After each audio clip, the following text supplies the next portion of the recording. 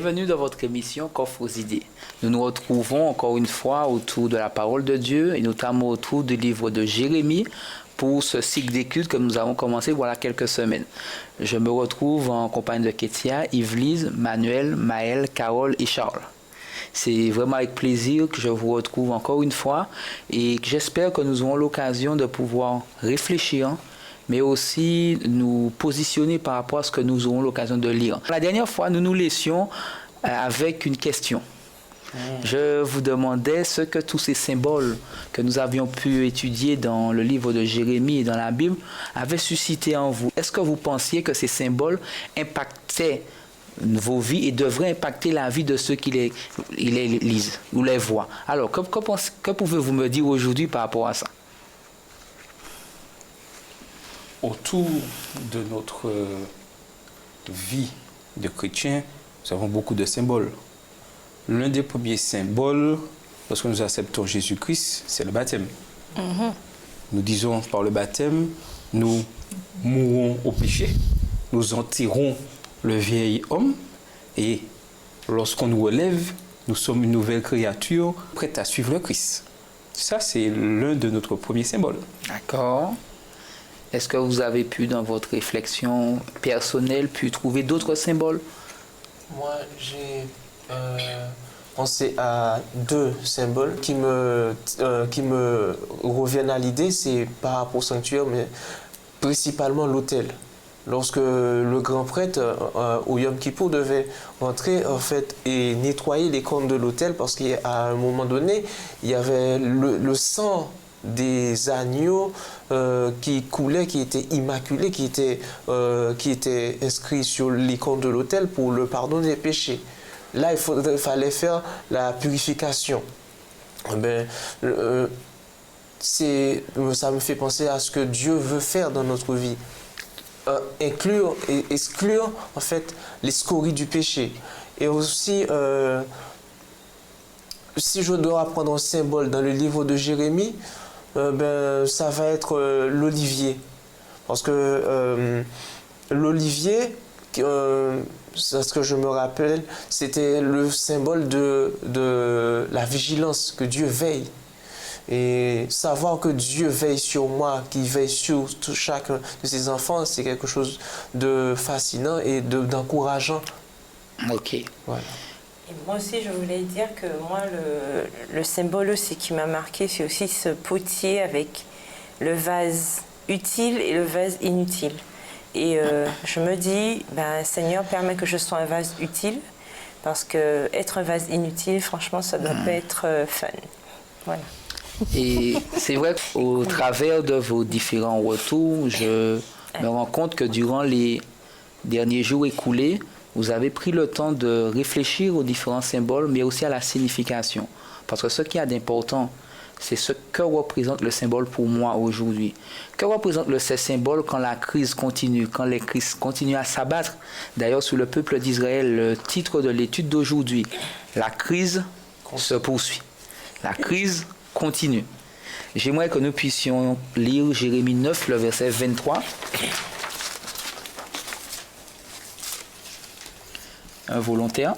Que celui qui veut se glorifie d'avoir l'intelligence, de l'intelligence et de me connaître, de savoir que je suis l'Éternel, qui exerce la bienveillance, le droit et la justice sur la terre, car c'est à cela que je prends plaisir.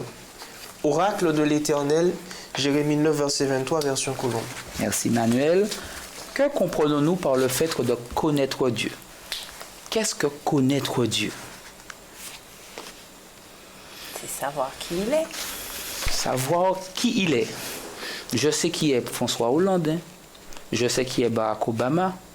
Je sais qui est Izzy Kenenga. Et je ne le connais pas. Et est-ce que ça veut dire forcément... Justement, c'est quand je dis savoir qui il est, je ne parle pas simplement de son nom, de son origine. Ce que je dis savoir, c'est vraiment rentrer dans cette connaissance profonde, comment dire ça, c'est vraiment toucher, c'est quasiment toucher Dieu, c'est-à-dire que vraiment aller en profondeur et savoir qui il est, qu'est-ce qu'il est pour moi, qu'est-ce qu'il fait pour moi. Il existe, mais pourquoi, en quoi, quel est le lien entre lui et moi, pourquoi c'est important pour moi de l'avoir dans ma vie. C'est ça que j'entends par savoir qui il est. Dans la connaissance, je relève deux points. La connaissance théorique, où on a toutes ces informations qui nous parviennent, et la connaissance pratique. Là, j'ai expérimenté cette connaissance théorique sur cette personne. Quand j'ai un ami, je peux connaître très bien ses goûts de loin, elle peut me mettre au courant de ses goûts, de son caractère. Mais quand je vis la relation avec cette personne, eh bien, je pratique concrètement ses goûts, ses besoins, ses désirs. Et notre relation est finalement quelque chose de pratique plutôt que théorique, ou éloigné, ou elle est concrète en fait. D'accord.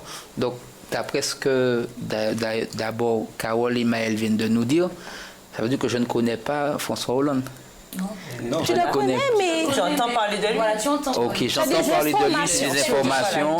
Ok, puisque d'après ce que vous dites, la connaissance, connaître une personne, c'est aussi avoir une relation personnelle avec cette personne. Et pas simplement savoir qu'il est comme cela, mais vivre au quotidien ce qu'il est. Si j'ai bien résumé. Tu voulais du Manuel. Oui, par rapport à ce que tu disais, donc j'ai entendu parler de un tel. Eh ben, c'est exactement, ça me fait penser à Job. Parce que il avait l'habitude de servir Dieu, il connaissait en fait plus ou moins Dieu. Il était vraiment intègre à Dieu. Mais il a vu Dieu. Quand il a dit, mon oreille a entendu parler de toi, mais maintenant mon œil t'a vu. Désormais, je me repens sur la poussière et sur la cendre.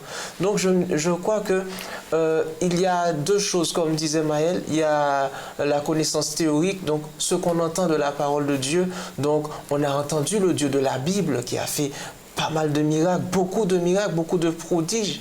Et puis, on demande à Dieu, mais je veux te ressentir dans ma vie, mais...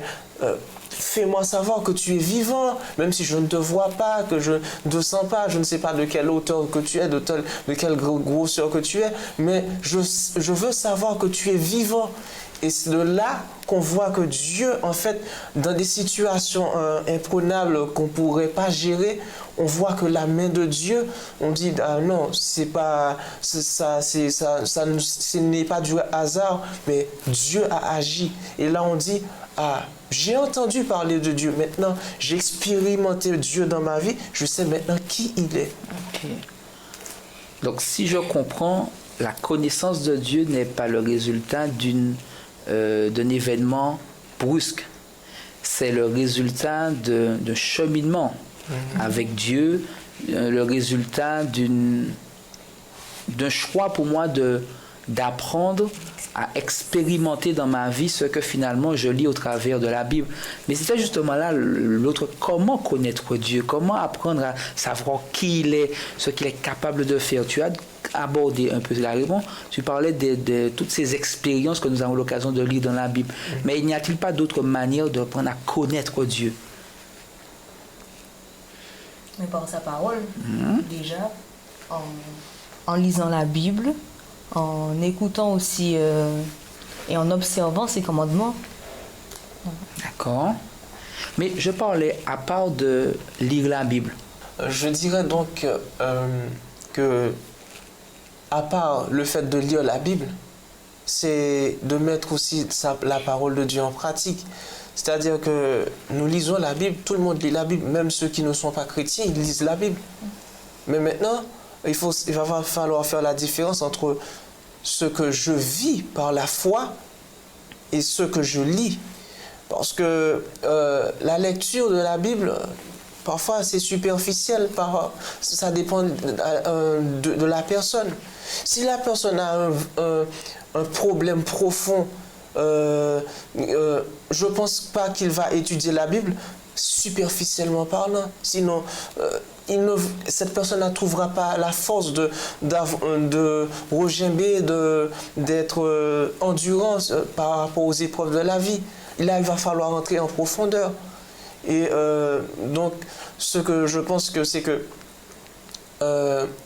notamment à part lire la parole de Dieu, on sait que Dieu, il a des facultés, il a une façon de faire, il a un caractère.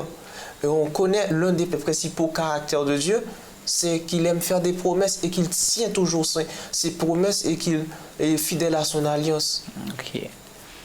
Carole? Mais je crois aussi qu'on peut connaître Dieu à travers l'autre. C'est-à-dire que mon prochain m'aide aussi à connaître Dieu.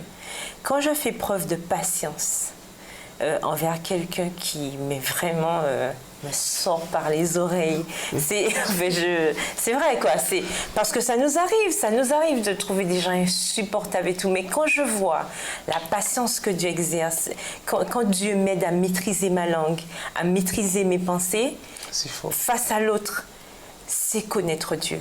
Parce que en quelque part, j'apprends quelque chose. Et quand j'ai surmonté une difficulté quelconque face à, par exemple, une personne qui m'a agacée, et puis j'ai su me retenir, qu'est-ce qu'on dit? Merci Seigneur. Pourquoi? Parce que là, j'ai vu la main de Dieu. Parce que j'aurais pu faire quelque chose qui allait aller à l'encontre de ce qu'il veut pour moi. Et on se sent tellement bien après qu'au final, on a vu qu'on a résisté à la tentation. On se dit, ah ouais, merci Seigneur. Et on voit au fur et à mesure que, ouais, c'est vrai qu'il y a une époque, maman, quand moi dit ça, couper ça. Et puis après, on se dit, mais c'est vrai, j'ai fait chose. Ouais. Merci Seigneur. Ah, c'est bien, Dieu est génial. Voilà. Et ça, pour moi aussi, c'est expérimenter Dieu. Amen. Parce que heureusement qu'il y a les autres aussi pour nous apprendre à évoluer dans ce sens. Carole, par son intervention, touche un point du lien qui existe entre la connaissance que j'ai de Dieu et mes actes au quotidien. J'aimerais qu'on puisse ensemble lire 1 Jean 4, le verset 7.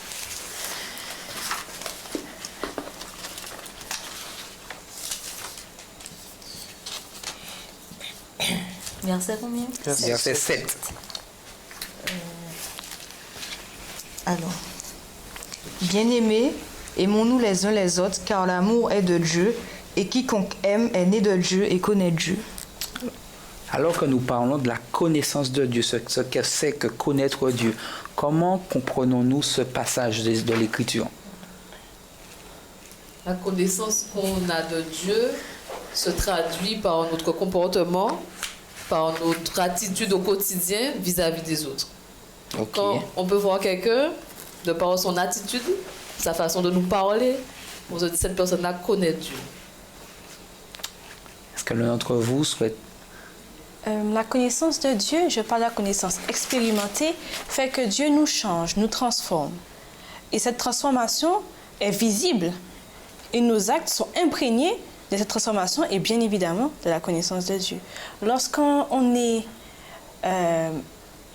on a un certain caractère, disons, intempestif, on est colérique, et qu'on a eu une expérience avec Dieu où, indépendamment de notre volonté, où Dieu a fait un changement sur nous et on est conscient que c'est pas c'est pas de mes propres moyens que j'y suis arrivé là, eh bien, ce qu'on devient, on devient forcément plus doux, découle de cette connaissance qui a été expérimentée.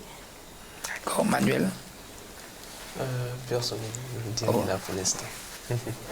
Alors, moi, je suis tout à fait d'accord avec tout ce qui a été dit. Ce que je retiens surtout, c'est que finalement, notre connaissance de Dieu nous pousse à avoir des devoirs et des obligations. C'est ça. Est-ce qu'il y a une différence entre devoir et obligation? Il n'y a pas de différence. C'est ça. Il n'y a pas de différence. Mais c'est un même lien. Voilà, c'est la même chose. La même chose. La même chose. Donc, si je connais Dieu et d'après ce texte-là, je dois rendre cet amour à ceux qui m'entourent. Donc tu veux dire que ça m'oblige à Oui, faire. à faire. Je dirais pas un L'amour de devoir. Christ nous presse. C'est même pas un devoir. Ça se fait instinctivement. C'est qu'une fois que Dieu a fait cette transformation en question, on finit toujours par donner parce que ça fait partie de soi. Donc, c'est pas un devoir du genre, je suis obligée, t'es sûr que c'est obligé? Non. Ça devient naturel. Ça devient naturel, voilà. D'accord. Moi, je dirais donc, oui, il n'y a que... c'est pour ça que Dieu a mis l'Église. Il n'y a qu'avec l'Église qu'on peut vraiment expérimenter vraiment l'amour, où en fait, on va dire que on va voir si on aime vraiment. Parce que c'est pas avec tous les frères qu'on s'entend très bien, avec toutes les sœurs. Donc parfois, il y a des personnes par rapport à leur caractère qu'on n'aime pas. On essaie de faire des clans, mais lorsqu'on comprend pourquoi on vient et on comprend le concept qu'on est tous là pour une même cause, je crois que là, on va dire que je vais laisser le moi de côté, je pense qu'à moi, à ma petite personne, mais je pense à mon prochain, mais je pense aussi à mon caractère. Si cette personne est comme ça, et moi donc, parce qu'on a souvent l'œil humain, c'est-à-dire l'œil humain, on voit toujours ce que les autres font, mais on ne voit jamais ce que l'on fait. Donc, si je comprends bien, lorsque nous connaissons Dieu, lorsque nous avons appris vraiment à le connaître, nous reflétons cet amour et cela se voit dans nos échanges avec les autres. Si Dieu lui-même n'a fait acception de personne, pourquoi moi, je décide de choisir certaines personnes avec qui je souhaite travailler, alors que Christ, il est mort pour tout le monde? Et puis je crois qu'une autre chose aussi que ce verset nous montre bien, c'est que sans l'autre, il n'y a pas Dieu. On ne peut pas dire qu'on aime Dieu si on n'aime pas l'autre. Et le texte est clair. Aimons-nous les uns les autres, car l'amour est de Dieu, et quiconque aime est né de Dieu et connaît Dieu. Quiconque aime. Ça veut dire que si l'amour, je ne ressens pas l'amour pour l'autre, ben, je ne suis pas dedans. La chose est claire. Celui qui n'aime pas n'a pas connu Dieu, car Dieu est amour. Donc, si je n'ai pas cette base, si je n'arrive pas à supporter la personne qui est auprès de moi, si j'ai des préjugés, si je déteste, d'accord? Si je suis une espèce de boule de haine ambulante, je ne suis pas dedans. Je peux être assise à l'église tous les sabbats, faire du bien, faire une distribution de repas, faire un tas de services communautaires et tout, mais si... Parce qu'on peut faire tout ça, mais de manière instinctive. Hein. Donc je ne connais pas tout Dieu. À fait. Hein. Je peux faire ça parce que, on fait, il faut le faire. Voilà, Mais l'amour n'est pas en moi. Dès qu'il s'agit de montrer de l'amour, il n'y a plus personne. Donc on voit bien que l'autre est lié à Dieu. Donc c'est une espèce de triangle et on doit vivre avec. C'est moi avec Dieu, l'autre avec Dieu, et moi et l'autre. Donc tout ça, ça forme tout. Et je ne peux pas dire que je vis sans l'autre. Et je vis avec Dieu. C'est ma relation avec Dieu. Je suis en train de piétiner tous ceux qui sont autour de moi. C'est ma relation avec Dieu. Non. Il y a un problème. Je rejoins entièrement ce que Carole dit, puisqu'elle parle d'un Corinthiens 13 finalement. Je peux avoir tout, je peux avoir la plus grande foi du monde, je peux tout avoir, même le plus beau langage, mais si j'ai pas d'amour, je ne suis rien. Et un verset quand même clair. L'amour est de Dieu. L'homme, dans sa dimension de pécheur, est incapable d'aimer. On est forcément égoïste. On ne peut pas transmettre de l'amour naturellement. Et ce n'est qu'en Dieu, et ce n'est que grâce à Dieu, que cet amour est possible. Donc forcément, ce n'est que grâce à Dieu qu'on sera capable de faire du bien à l'autre. Et la relation sera de bonheur avec les autres. On n'est pas possible de les faire tout seul. Après un tel partage, on pourrait se demander individuellement, quel est l'état de ma relation avec ceux qui m'entourent? Oui, question. Nous n'attendons pas, bien entendu, de réponse. Mais chacun nous pourrions nous poser, voir ceux avec qui que nous côtoyons et voir les relations que nous entretenons avec eux. Non, mais je sais pas, je suis tout à fait d'accord. Mais des fois, nous portons de l'amour aux autres et je ne dirais pas en retour on a quelque chose, mais en retour on est maltraité. Mais comme Jérémie. mais Je le veux dire, pauvre de l'église, porte de l'amour, mais en retour. C'est embêtant. C'est comme si tu ramais tout seul et puis l'autre, on est dans une crise continuelle qui ne finit pas. C'est justement ce que Carole semble vouloir émettre. C'est le cas de Jérémie. C'est par amour pour ce peuple son peuple que Jérémie a accepté la mission que Dieu lui a confiée. Et pourtant, Jérémie... le pauvre, il n'a pas lésiné sur l'implication, mais pourtant, le peuple a continué à le rejeter, à rejeter le message qu'il transmettait de Dieu. Ne l'écoutant même pas. Et on se rend compte que malheureusement, le peuple n'a cessé de s'engouffrer, d'aller toujours plus loin dans cette situation de crise. Une question. Le peuple semble se croire plus intelligent que Dieu. Le peuple semble croire qu'il peut continuer dans sa voie et échapper au sort que Dieu lui présente. Est-ce que parfois il ne nous arrive pas en tant que jeunes de nous penser plus grands et plus intelligents que Dieu? Comment cela peut-il se traduire dans nos vies, cette conception d'être plus grand et plus intelligent que Dieu? Je serais peut-être très simple, mais dès que nous désobéissons à Dieu, c'est que nous décidons d'être plus grand que lui. C'est-à-dire, nous allons à l'encontre du plan d'amour qu'il a prévu pour nous. Et nous disons, non, c'est mon choix, je fais le choix. Parce que Dieu me présente le bien et le mal. Mais il nous dit, mon enfant, suis la voie du bien. C'est la voie à laquelle il nous appelle à suivre. Mais, par orgueil, comme disait Maël, et désobéissance, nous faisons notre propre volonté.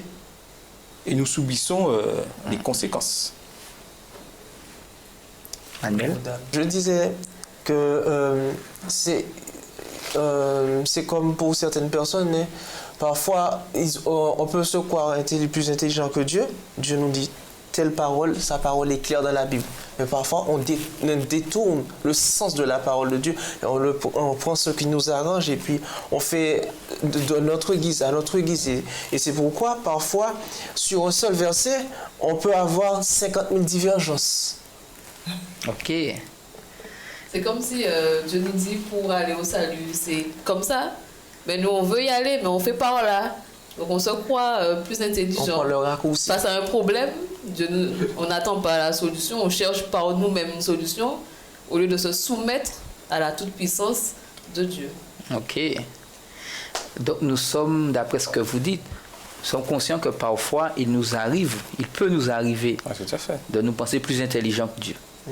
Dieu propose dans sa parole une manière de vivre, des valeurs sur lesquelles nous devons appuyer nos actions au quotidien. Et nous choisissons de faire tout à fait différemment. Et nous pensons par là être heureux, trouver le bonheur. Mais je reviens sur un exemple. Tu disais, lorsque nous pouvons nous prendre plus grand que Dieu, surtout lorsque nous maltraitons notre prochain. Parce que nous décidons volontairement de faire du mal à un enfant de Dieu que Dieu aime. Lorsque nous décidons, parce que telle personne dans l'église ne pense pas comme nous, de le mettre de côté, de l'exclure, nous prenons la place de Dieu et nous décidons que telle personne ne doit pas être là, telle personne ne doit pas être là parce que nous n'aimons pas son fonctionnement. C'est ça. Alors que Dieu, lui, il dit non, c'est mon enfant, on doit travailler ensemble, nous avons tous des défauts et des qualités, et c'est ensemble qu'on doit avancer dans l'amour de Dieu. Et puis, il y a quelque chose qui est vraiment, hélas, extraordinaire chez nous. Bien sûr, je marque ça d'une empreinte d'ironie. C'est qu'on met toujours le Saint-Esprit derrière. C'est-à-dire, c'est le Saint-Esprit qui nous inspire ceci. Le Saint-Esprit a travaillé. On vient d'écraser notre prochain, mais c'est le Saint-Esprit qui nous a aidés. En fait, souvent, on prend le nom de Dieu en vain. On s'estime plus royaliste que le roi, je vais dire ça comme ça, Pourquoi? Parce qu'on pense avoir rendu service à Dieu. Alors que franchement, Dieu ne nous demande rien. Il ne nous a rien demandé à part de l'aimer et d'aimer notre prochain.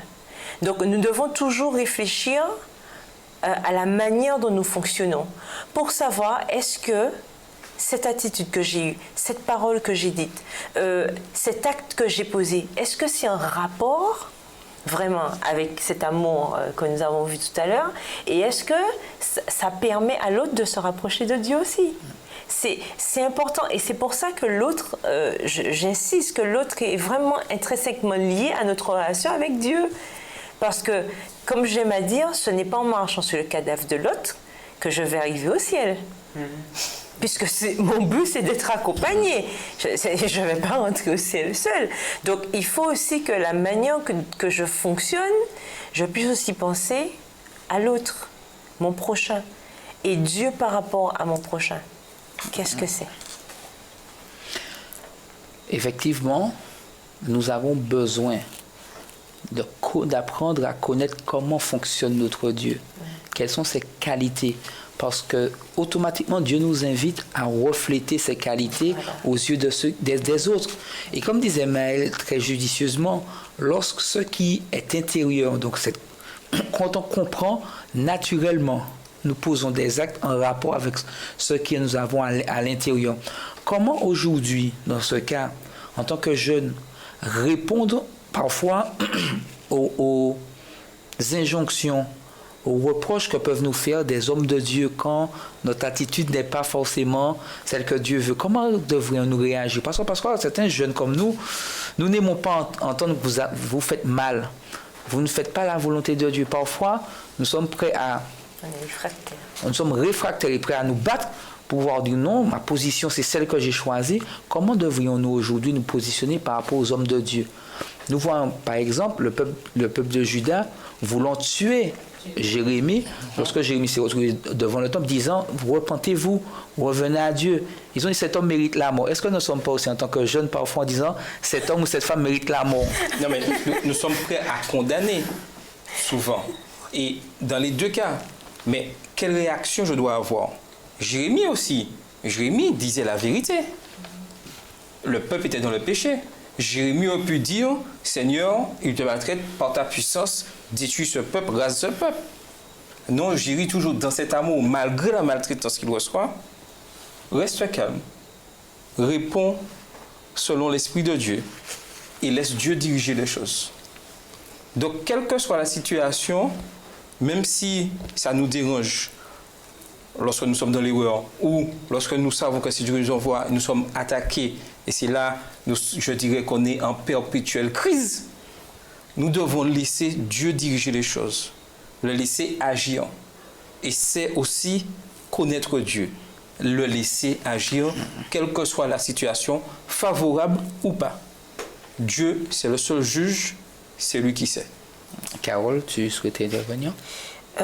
Comme on nous le dit dans 1 Thessaloniciens 5, le verset 21, examinez toutes choses, retenez ce qui est bon. C'est-à-dire que lorsque quelqu'un vient en face de moi pour me dire telle ou telle chose, je dois prendre du recul. Il ne faut parfois pas être réactif. Parfois, il faut réfléchir. Peut-être que c'est une attitude que j'ai eue, une parole que j'ai dite. Peut-être que je n'ai pas fait ça volontairement. Peut-être que c'est une façon de faire. Je réfléchis pour voir vraiment, est-ce que c'est peut-être quelque chose qui a pu choquer ou blesser ou autre. Et puis, j'examine. Et après, si c'est pas bon, je laisse courir. Et si c'est bon, je prends en compte, je prends acte de ce qui m'a été dit pour pouvoir avancer. Et c'est comme ça qu'il faut faire. Le problème, c'est que pour pouvoir faire ça, il faut de la maîtrise de soi. Et la maîtrise de soi fait partie des éléments du fruit de l'esprit, si on s'en souvient bien. Donc, c'est un travail de longue haleine. Parce que ce n'est pas toujours facile. Il est évident que le moi prend toujours le dessus. En général, quand on refuse une réprimande, une exhortation, pourquoi? C'est parce que ça touche notre petit moi. C'est parce que ça nous embête, ça nous a titillé. quand je dis, comme Manuel disait, mais c'est qui cette personne, mais d'où il sort, est-ce qu'il a fait des études, machin, il sait même pas parler français, il vient, mais qu'est-ce qu'il vient me raconter et tout. Non mais quand on a des réactions comme ça, et ça arrive, on l'a déjà entendu, on l'a déjà peut-être même vécu, c'est le petit moi qui est embêté. Alors il faut se demander à ce moment-là, est-ce que mon but en tant que chrétien, c'est de continuer à caresser mon petit moi, ou est-ce que je dois abandonner le moi et justement laisser Dieu faire ce travail en moi? Et ça, c'est là toute la recette, justement. Et c'est là toute la difficulté aussi. En effet, lorsque nous connaissons Dieu, nous savons que Dieu ne peut accepter le péché. Voilà. Que Dieu ne peut accepter que ses enfants puissent continuellement être menés des vies éloignées de lui. Et lorsque nous connaissons Dieu, nous savons que Dieu ne peut s'empêcher d'envoyer des hommes et des femmes interpeller son peuple, interpeller ses enfants, afin qu'ils cessent de vivre ces vies dissolues, ces vies loin de lui, et qu'ils reviennent auprès de lui. Oui, ben c'est et je crois que nous devrions, alors que nous nous séparons aujourd'hui, réfléchir à cette notion. Comment aujourd'hui puis-je dire je connais Dieu? N'ai-je pas peut-être besoin aujourd'hui de repentance, dire Seigneur, j'ai longtemps pensé te connaître, mais je me suis rendu compte que je ne te connais pas vraiment. C'est avec cette question de réflexion que nous laissons aujourd'hui et nous donnons rendez-vous pour une prochaine émission, Coffre aux idées.